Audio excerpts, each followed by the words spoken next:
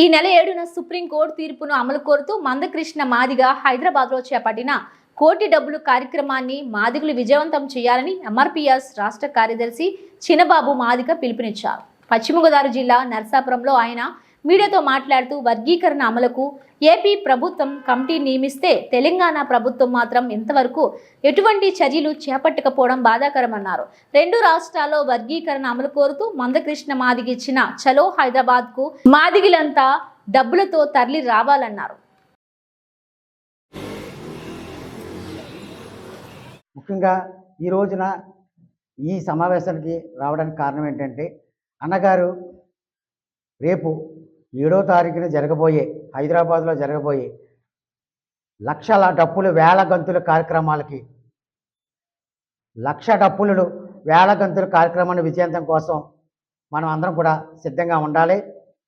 ఎందుకంటే అన్నగారి వర్గీకరణ విషయంలో ఇప్పుడు తెలంగాణ ప్రభుత్వం కొంచెం వెనకడుగు వేస్తుంది కనుక దాని ప్రక్రియ ప్రకారం అన్నగారు రేపు లక్షలాది డప్పులతో వేలాది గంతులతో హైదరాబాదులో నడిబొడ్డులో జరుగుతున్న కార్యక్రమాన్ని విజయవంతం చేయమని అన్నగారు పిలుపునడం జరిగింది. ఆ పిలుపు భాగంగా అందరం కూడా సిద్ధమయ్యి 6వ తారీఖు సాయంకాలమే మనం అందరం కూడా 7వ తారీఖుకి మన హైదరాబాద్లో జరగబోయే ప్రతి వాళ్ళు కూడా ఒక డప్పుతోనే మనం అందరం కూడా ప్రయాణం చేయాలని మీ అందరికీ కూడా తెలియజేస్తున్నాను.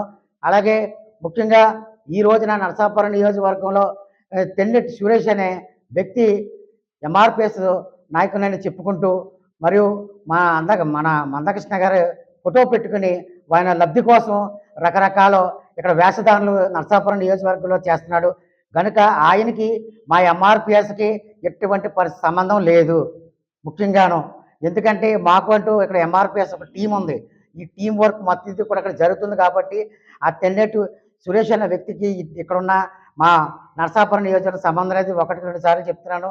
ఎందుకంటే ఇటువంటి స్వార్థపరులు కొంతమంది మేము అన్నగారు కృష్ణన్న గారు మేము వెనకాల నడుస్తున్నామని మాయ మాటలు చెప్పి వాళ్ళ బతుకుదేరు కోసం ప్లాట్ఫారం కోసం అన్నగారు ఫోటో పెట్టుకుని వాళ్ళు చేస్తున్నారు. అది తగదు.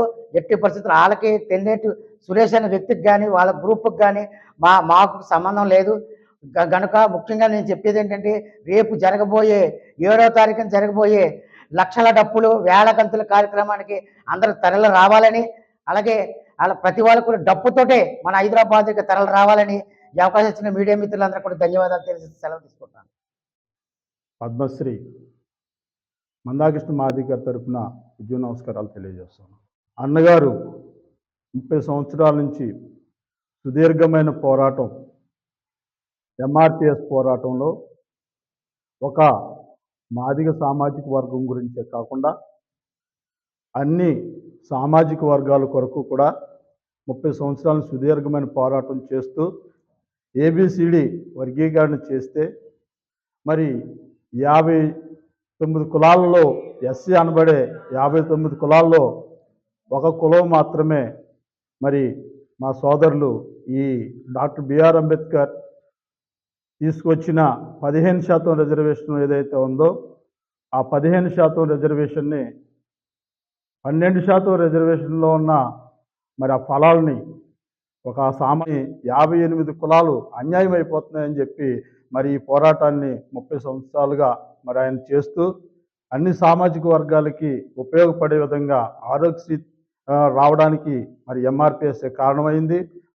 మరి ఈరోజు అన్నగారు ఒక ప్రధానమంత్రిని దేశ ప్రధానమంత్రిని ఈ హైదరాబాద్కి తీసుకువచ్చి మరి వివరంగా ఇలా 58 కులాలు అన్యాయం అయిపోతున్నాయండి, ఏబిసిడిగా వర్గీకరణ చేస్తే వీళ్ళందరికీ కూడా మరి ఆ ఫలాలు అందుతాయి.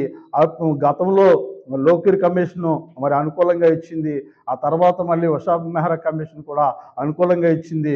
ఇది న్యాయమైంది అని చెప్పేసి ఇది న్యాయమైన పోరాటం అని చెప్పినప్పుడు మరి గౌరవ ప్రధానమంత్రి గారు అది అర్థం చేసుకొని మీ పోరాటంలో నేను కూడా ఒక భాగస్వామిని అవుతానని చెప్పేసి మాతో పాటు ఆయన రావడం జరిగింది. అయితే రేపు మాదిగుతున్నటువంటి ఉపకులాలందరం కూడా ఉన్నటువంటి దళితులందరం 58 ఉపకులాలందరం కూడా మేమందరము చలో హైదరాబాద్ పిలుపుని అన్నగారు ఇచ్చారు కాబట్టి వేల గొంతులు లక్షల డప్పుల కార్యక్రమానికి రేపు మాదిగతో పాటు మాదిగుతున్నటువంటి ఉపకులాలందరూ కూడా రేపు పొద్దున హైదరాబాద్లో మేమందరం చేరబోతున్నాం.